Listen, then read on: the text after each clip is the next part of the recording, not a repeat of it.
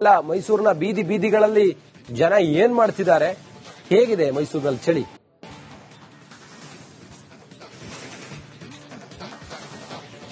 ಸಹಜವಾಗಿ ಮೈಸೂರು ಚಳಿಗಾಲವನ್ನು ಕೂಡ ನೋಡಿದೆ, ಮಳೆಗಾಲವನ್ನು ಕೂಡ ನೋಡಿದೆ, ಅದೇ ರೀತಿ ಬೇಸಿಗೆಗಾಲವನ್ನು ಕೂಡ ನೋಡ್ಕೊಂಡು ಬರ್ತಾ ಇರುವಂತದ್ದು.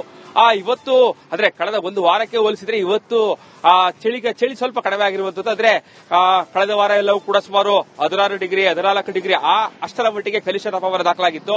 ಆದ್ರೆ ಇವತ್ತಿಗೆ 18 ಡಿಗ್ರಿ ಇರುವಂತದ್ದು. ಸೊ ಹೀಗಾಗಿ ಸಹಜವಾಗಿ ಮೈಸೂರು ಕೂಲ್ ಆಗಿರುತ್ತೆ. ಸೊ ಹೀಗಾಗಿ ಮೈಸೂರಿನ ಜನತೆಗೆ ಅಷ್ಟ ದೊಡ್ಡ ಮಟ್ಟದ ಚಳಿ ಇವತ್ತು ಕಾಣ್ ಬರ್ತಾ ಇಲ್ಲ.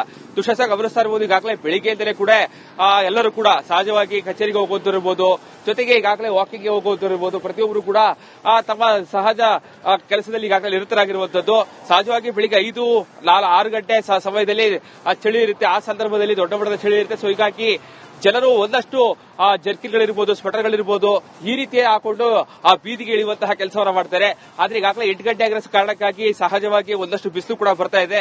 ಸೊ ಹೀಗಾಗಿ ಒಂದಷ್ಟು 18 ಡಿಗ್ರಿ ಕನಿಷ್ಠ ತಾಪಮಾನ ಇದ್ರೂ ಕೂಡ ಅಂತಹ ಮಟ್ಟ, ಯಾಕಂದ್ರೆ ಮೈಸೂರಿನಲ್ಲಿ ಸಹಜವಾಗಿ ಚಳಿಯೂ ಕೂಡ ಹೆಚ್ಚಾಗಿರುತ್ತೆ, ಮಳೆಯೂ ಕೂಡ ಹೆಚ್ಚಾಗಿರುತ್ತೆ, ಜೊತೆಗೆ ಬಿಸಿಲು ಕೂಡ ಅಷ್ಟೇ ದೊಡ್ಡ ಮಟ್ಟದಲ್ಲಿ ಕೂಡ ಇರುತ್ತೆ. ಸೊ ಹೀಗಾಗಿ ಮೂರು ಕಾಲವನ್ನು ಕೂಡ ಮೈಸೂರು ಜನತೆ ನೋಡಿದ್ದಾರೆ. ಸೊ ಹೀಗಾಗಿ ಇವತ್ತಿಗೆ ಹೇಳೋದಾದ್ರೆ ಅಂತಹ ದೊಡ್ಡ ಮಟ್ಟದ ಕನಿಷ್ಠ ತಾಪಮಾನ 18 ಡಿಗ್ರಿ ಇರೋ ಕಾರಣಕ್ಕಾಗಿ ದೊಡ್ಡ ಮಟ್ಟದ ಚಳಿ ಇದೆ ಅಂತ ಹೇಳೋಕ್ಕಾಗಲ್ಲ. ಆದ್ರೆ ಈಗಾಗಲೇ ಧನುರ್ಮಾಸ ಆರಂಭ ಆಗಿದೆ. ಒಂದಷ್ಟು ಶೀತ ಗಾಳಿ ಅಂತೂ ಇದ್ದೇ ಇರುತ್ತೆ. ಸಹಜವಾಗಿ 10-11 ಗಂಟೆ ಆ ಸಂದರ್ಭದಲ್ಲೂ ಕೂಡ ಒಂದಷ್ಟು ಶೀತ ಗಾಳಿ ಇದ್ರೂ ಕೂಡ ಬಿಸಿಲಿನ ಪ್ರಮಾಣ ಕೂಡ ಅಷ್ಟೇ ಮಟ್ಟದಲ್ಲಿ ದೊಡ್ಡ ಪ್ರಮಾಣದಲ್ಲಿ ಇರುತ್ತೆ. ಸೊ ಹೀಗಾಗಿ ಧನುರ್ಮಾಸ ಯಾವಾಗ ನಿನ್ನೆಯಿಂದ ಧನುರ್ಮಾಸ ಆರಂಭ ಆಗಿದೆ, ಸೂರ್ಯ ಕೂಡ ತನ್ನ ಪಥವನ್ನು ಬದಲಾಯಿಸ್ತಾ ಹೋಗ್ತಾರೆ. ಸೊ ಹೀಗಾಗಿ ಒಂದಷ್ಟು ಚಳಿ ಕೂಡ ಹಾಗೆ ಇರುತ್ತೆ, ಹಾಗೆ ದೊಡ್ಡ ಮಟ್ಟದ ಬಿಸಿಲು ಕೂಡ ಕಂಡು ಬರ್ತಾ ಇದೆ. ಸೊ ಹೀಗಾಗಿ ಮೈಸೂರಿನ ಜನತೆಗೆ ಚಳಿ ಮಳೆ ಎಲ್ಲವೂ ಕೂಡ ನೋಡಿದ್ದಾರೆ. ಸೊ ಹೀಗಾಗಿ 18 ಡಿಗ್ರಿ ಕನಿಷ್ಠ ತಾಪಮಾನ ಅದಕ್ಕೆ ದೊಡ್ಡ ಮಟ್ಟದ ಚಳಿ ಅಂತ ಹೇಳಕ್ಕಾಗಲ್ಲ. ಆದ್ರೆ ಬೆಳಿಗ್ಗೆಯಿಂದ ಯಾರೆಲ್ಲ ವಾಕಿಂಗ್ಗೆ ಬರ್ತಾ ಇದ್ರು ಅಂತವರು ಒಂದಷ್ಟು ಜರ್ಕಿನ್ ಇರ್ಬೋದು, ಒಂದಷ್ಟು ಏನೋ ಹೊದಿಕೆಗಳ ಹಾಕೊಂಡು ಈಚೆ ಬರುವಂತಹ ಪರಿಸ್ಥಿತಿ ಇದೆ. ದೊಡ್ಡ ಮಟ್ಟದ ಚಳಿ ಅಂತ ಹೇಳಕ್ಕಾಗಲ್ಲ. ಆದ್ರೆ 18 ಡಿಗ್ರಿ ಅಷ್ಟು ಕನಿಷ್ಠ ತಾಪಮಾನ ಇವತ್ತಿಗೆ ಇರುವುದು. ಸೊ ಹೀಗಾಗಿ ಮೈಸೂರಿಗೆ ಇದು ದೊಡ್ಡ ವಿಷಯ. ಸೊ ಹೀಗಾಗಿ ಎಲ್ಲರೂ ಕೂಡ ಈ ಒಂದು ಚಳಿಗೆ ಈಗಾಗಲೇ ಹೊಂದಿಕೊಂಡಿದ್ದಾರೆ. ಬಿಸಿಲು ಕೂಡ ಮಧ್ಯಾಹ್ನ 10 ಗಂಟೆ 11 ಗಂಟೆ ಆ ಸಂದರ್ಭದಲ್ಲೂ ಕೂಡ ದೊಡ್ಡ ಮಟ್ಟದ ಬಿಸಿಲು ಕೂಡ ಬರ್ತಾ ಇರುತ್ತೆ ಮೈಸೂರಿನಲ್ಲಿ. ಸೊ ಹೀಗಾಗಿ ಎಲ್ಲವೂ ಕೂಡ ಮೈಸೂರು ಕೂಡ ಜನತೆ ಹೊಂದ್ಕೊಂಡಿದ್ದಾರೆ. ಯಾಕಂದ್ರೆ ಬೇರೆ ಈಗಾಗಲೇ ಕಲಬುರಗಿ ಇರ್ಬೋದು, ಬೇರೆ ಬೇರೆ ನಗರಗಳಲ್ಲಿ ದೊಡ್ಡ ಮಟ್ಟದ ಚಳಿ ಅಂತ ಹೇಳ್ತಾ ಇದ್ದಾರೆ. ಆದ್ರೆ ಈ ಸದ್ಯಕ್ಕೆ ಮೈಸೂರಲ್ಲಿ ಅಂತಹ ದೊಡ್ಡ ಮಟ್ಟದ ಚಳಿ ದಾಖಲಾಗಿಲ್ಲ. ರಂಜಿತ್. ಓಕೆ ವಿನೋದ್, ಹಾಗೆ ಸಂಪರ್ಕದಲ್ಲಿರಿ. ಇನ್ನು ಬೆಳಗಾವಿಯಿಂದ ಮೈಲಾರಿ ಇದ್ದಾರೆ. ಮೈಲಾರಿ, ಬೆಳಗಾವಿಯಲ್ಲಿ ಹೇಗಿದೆ ವಾತಾವರಣ?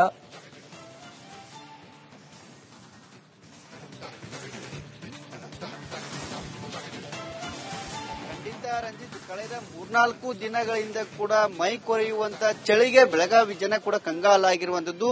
ಪ್ರಮುಖವಾಗಿ ಇಲ್ಲ, ಮೈಸೂರಿನ ಬೀದಿ ಬೀದಿಗಳಲ್ಲಿ ಜನ ಏನ್ ಮಾಡ್ತಿದ್ದಾರೆ, ಹೇಗಿದೆ ಮೈಸೂರಿನಲ್ಲಿ ಚಳಿ?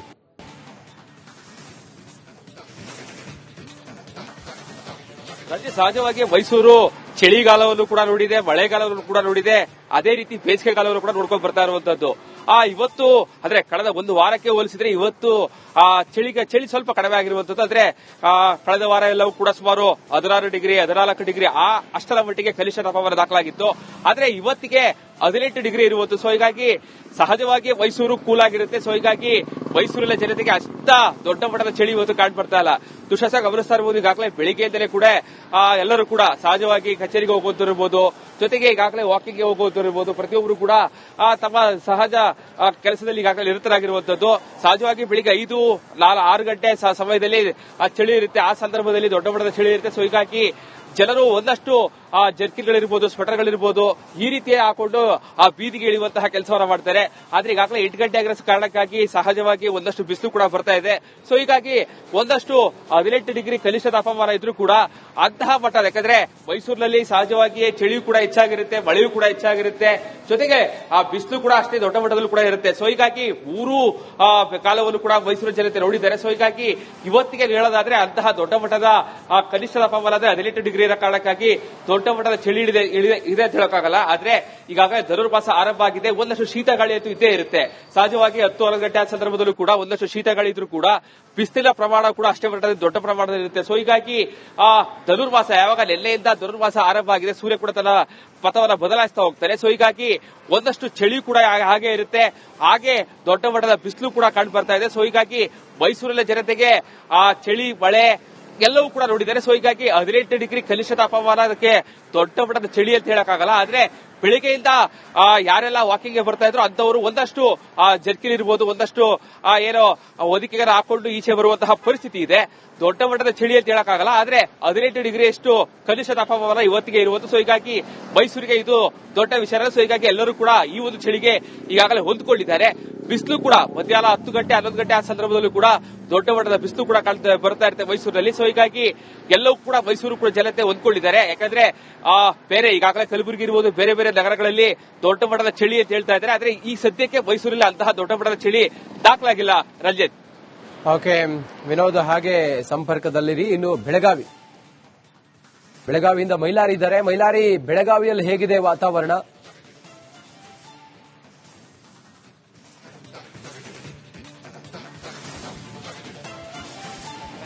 ರಂಜಿತ್, ಕಳೆದ 3-4 ದಿನಗಳಿಂದ ಕೂಡ ಮೈ ಕೊರೆಯುವಂತ ಚಳಿಗೆ ಬೆಳಗಾವಿ ಜನ ಕೂಡ ಕಂಗಾಲಾಗಿರುವಂತದ್ದು. ಪ್ರಮುಖವಾಗಿ ಮೈಸೂರಿನ ಬೀದಿಗಳಲ್ಲಿ ಜನ ಏನ್ ಮಾಡ್ತಿದ್ದಾರೆ? ಹೇಗಿದೆ ಮೈಸೂರಿನಲ್ಲಿ ಚಳಿ?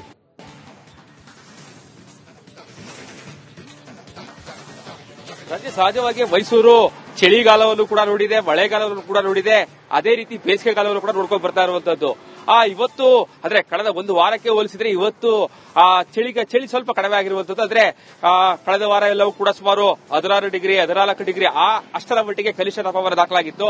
ಆದ್ರೆ ಇವತ್ತಿಗೆ 18 ಡಿಗ್ರಿ ಇರುವಂತದ್ದು. ಸೊ ಹೀಗಾಗಿ ಸಹಜವಾಗಿ ಮೈಸೂರು ಕೂಲ್ ಆಗಿರುತ್ತೆ. ಸೊ ಹೀಗಾಗಿ ಮೈಸೂರಿನ ಜನತೆಗೆ ಅಷ್ಟ ದೊಡ್ಡ ಮಟ್ಟದ ಚಳಿ ಇವತ್ತು ಕಾಣ್ಬರ್ತಾ ಇಲ್ಲ. ದುಶ್ಯಾಸ ಗಮನಿಸ್ತಾ ಇರಬಹುದು. ಈಗಾಗಲೇ ಬೆಳಿಗ್ಗೆಯಿಂದಲೇ ಕೂಡ ಎಲ್ಲರೂ ಕೂಡ ಸಹಜವಾಗಿ ಕಚೇರಿಗೆ ಹೋಗೋದಿರ್ಬೋದು, ಜೊತೆಗೆ ಈಗಾಗಲೇ ವಾಕಿಂಗ್ಗೆ ಹೋಗೋದಿರ್ಬೋದು, ಪ್ರತಿಯೊಬ್ಬರು ಕೂಡ ತಮ್ಮ ಸಹಜ ಕೆಲಸದಲ್ಲಿ ಈಗಾಗಲೇ ನಿರತರಾಗಿರುವಂತದ್ದು. ಸಹಜವಾಗಿ ಬೆಳಿಗ್ಗೆ 5-6 ಗಂಟೆ ಸಮಯದಲ್ಲಿ ಚಳಿ ಇರುತ್ತೆ. ಆ ಸಂದರ್ಭದಲ್ಲಿ ದೊಡ್ಡ ಮಟ್ಟದ ಚಳಿ ಇರುತ್ತೆ. ಸೊ ಹೀಗಾಗಿ ಜನರು ಒಂದಷ್ಟು ಜರ್ಕಿನ್ಗಳಿರ್ಬೋದು, ಸ್ವೆಟರ್ಗಳಿರ್ಬೋದು, ಈ ರೀತಿಯ ಹಾಕೊಂಡು ಬೀದಿಗೆ ಇಳಿಯುವಂತಹ ಕೆಲಸವನ್ನ ಮಾಡ್ತಾರೆ. ಆದ್ರೆ ಈಗಾಗಲೇ 8 ಗಂಟೆ ಆಗಿರೋ ಕಾರಣಕ್ಕಾಗಿ ಸಹಜವಾಗಿ ಒಂದಷ್ಟು ಬಿಸಿಲು ಕೂಡ ಬರ್ತಾ ಇದೆ. ಸೊ ಹೀಗಾಗಿ ಒಂದಷ್ಟು 18 ಡಿಗ್ರಿ ಕನಿಷ್ಠ ತಾಪಮಾನ ಇದ್ರೂ ಕೂಡ ಅಂತಹ ಮಟ್ಟ, ಯಾಕಂದ್ರೆ ಮೈಸೂರಿನಲ್ಲಿ ಸಹಜವಾಗಿ ಚಳಿಯೂ ಕೂಡ ಹೆಚ್ಚಾಗಿರುತ್ತೆ, ಮಳೆಯೂ ಕೂಡ ಹೆಚ್ಚಾಗಿರುತ್ತೆ, ಜೊತೆಗೆ ಬಿಸಿಲು ಕೂಡ ಅಷ್ಟೇ ದೊಡ್ಡ ಮಟ್ಟದಲ್ಲೂ ಕೂಡ ಇರುತ್ತೆ. ಸೊ ಹೀಗಾಗಿ 3 ಕಾಲವನ್ನು ಕೂಡ ಮೈಸೂರು ಜನತೆ ನೋಡಿದ್ದಾರೆ. ಸೊ ಹೀಗಾಗಿ ಇವತ್ತಿಗೆ ಹೇಳೋದಾದ್ರೆ ಅಂತಹ ದೊಡ್ಡ ಮಟ್ಟದ ಕನಿಷ್ಠ ತಾಪಮಾನ 18 ಡಿಗ್ರಿ ಇರೋ ಕಾರಣಕ್ಕಾಗಿ ದೊಡ್ಡ ಮಟ್ಟದ ಚಳಿ ಇದೆ ಅಂತ ಹೇಳೋಕ್ಕಾಗಲ್ಲ. ಆದ್ರೆ ಈಗಾಗಲೇ ಧನುರ್ಮಾಸ ಆರಂಭ ಆಗಿದೆ. ಒಂದಷ್ಟು ಶೀತ ಗಾಳಿ ಅಂತೂ ಇದ್ದೇ ಇರುತ್ತೆ. ಸಹಜವಾಗಿ 10-11 ಗಂಟೆ ಸಂದರ್ಭದಲ್ಲೂ ಕೂಡ ಒಂದಷ್ಟು ಶೀತ ಗಾಳಿ ಇದ್ರೂ ಕೂಡ ಬಿಸಿಲಿನ ಪ್ರಮಾಣ ಕೂಡ ಅಷ್ಟೇ ಮಟ್ಟದಲ್ಲಿ ದೊಡ್ಡ ಪ್ರಮಾಣದಲ್ಲಿ ಇರುತ್ತೆ. ಸೊ ಹೀಗಾಗಿ ಧನುರ್ಮಾಸ ಯಾವಾಗ ನಿನ್ನೆಯಿಂದ ಧನುರ್ಮಾಸ ಆರಂಭ ಆಗಿದೆ, ಸೂರ್ಯ ಕೂಡ ತನ್ನ ಪಥವನ್ನು ಬದಲಾಯಿಸ್ತಾ ಹೋಗ್ತಾರೆ. ಸೊ ಹೀಗಾಗಿ ಒಂದಷ್ಟು ಚಳಿ ಕೂಡ ಹಾಗೆ ಇರುತ್ತೆ, ಹಾಗೆ ದೊಡ್ಡ ಮಟ್ಟದ ಬಿಸಿಲು ಕೂಡ ಕಂಡು ಬರ್ತಾ ಇದೆ. ಸೊ ಹೀಗಾಗಿ ಮೈಸೂರಿನ ಜನತೆಗೆ ಚಳಿ ಮಳೆ ಎಲ್ಲವೂ ಕೂಡ ನೋಡಿದ್ದಾರೆ. ಸೊ ಹೀಗಾಗಿ 18 ಡಿಗ್ರಿ ಕನಿಷ್ಠ ತಾಪಮಾನಕ್ಕೆ ದೊಡ್ಡ ಮಟ್ಟದ ಚಳಿ ಅಂತ ಹೇಳಕ್ಕಾಗಲ್ಲ. ಆದ್ರೆ ಬೆಳಿಗ್ಗೆಯಿಂದ ಯಾರೆಲ್ಲ ವಾಕಿಂಗ್ಗೆ ಬರ್ತಾ ಇದ್ರು ಅಂತವರು ಒಂದಷ್ಟು ಜರ್ಕಿನ್ ಇರ್ಬೋದು, ಒಂದಷ್ಟು ಏನೋ ಹೊದಿಕೆಗಾರ ಹಾಕೊಂಡು ಈಚೆ ಬರುವಂತಹ ಪರಿಸ್ಥಿತಿ ಇದೆ. ದೊಡ್ಡ ಮಟ್ಟದ ಚಳಿ ಅಂತ ಹೇಳಕ್ಕಾಗಲ್ಲ. ಆದ್ರೆ 18 ಡಿಗ್ರಿಯಷ್ಟು ಕನಿಷ್ಠ ತಾಪಮಾನ ಇವತ್ತಿಗೆ ಇರುವುದು. ಸೊ ಹೀಗಾಗಿ ಮೈಸೂರಿಗೆ ಇದು ದೊಡ್ಡ ವಿಚಾರ. ಸೊ ಹೀಗಾಗಿ ಎಲ್ಲರೂ ಕೂಡ ಈ ಒಂದು ಚಳಿಗೆ ಈಗಾಗಲೇ ಹೊಂದ್ಕೊಂಡಿದ್ದಾರೆ. ಬಿಸಿಲು ಕೂಡ ಮಧ್ಯಾಹ್ನ 10 ಗಂಟೆ 11 ಗಂಟೆ ಆ ಸಂದರ್ಭದಲ್ಲೂ ಕೂಡ ದೊಡ್ಡ ಮಟ್ಟದ ಬಿಸಿಲು ಕೂಡ ಬರ್ತಾ ಇರುತ್ತೆ ಮೈಸೂರಿನಲ್ಲಿ. ಸೊ ಹೀಗಾಗಿ ಎಲ್ಲವೂ ಕೂಡ ಮೈಸೂರು ಕೂಡ ಜನತೆ ಹೊಂದ್ಕೊಂಡಿದ್ದಾರೆ. ಯಾಕಂದ್ರೆ ಬೇರೆ ಈಗಾಗಲೇ ಕಲಬುರಗಿ ಇರ್ಬೋದು, ಬೇರೆ ಬೇರೆ ನಗರಗಳಲ್ಲಿ ದೊಡ್ಡ ಮಟ್ಟದ ಚಳಿ ಅಂತ ಹೇಳ್ತಾ ಇದ್ದಾರೆ. ಆದ್ರೆ ಈ ಸದ್ಯಕ್ಕೆ ಮೈಸೂರಲ್ಲಿ ಅಂತಹ ದೊಡ್ಡ ಮಟ್ಟದ ಚಳಿ ದಾಖಲಾಗಿಲ್ಲ. ರಂಜಿತ್. ಓಕೆ ವಿನೋದ್, ಹಾಗೆ ಸಂಪರ್ಕದಲ್ಲಿರಿ. ಇನ್ನು ಬೆಳಗಾವಿಯಿಂದ ಮೈಲಾರಿ ಇದ್ದಾರೆ. ಮೈಲಾರಿ, ಬೆಳಗಾವಿಯಲ್ಲಿ ಹೇಗಿದೆ ವಾತಾವರಣ?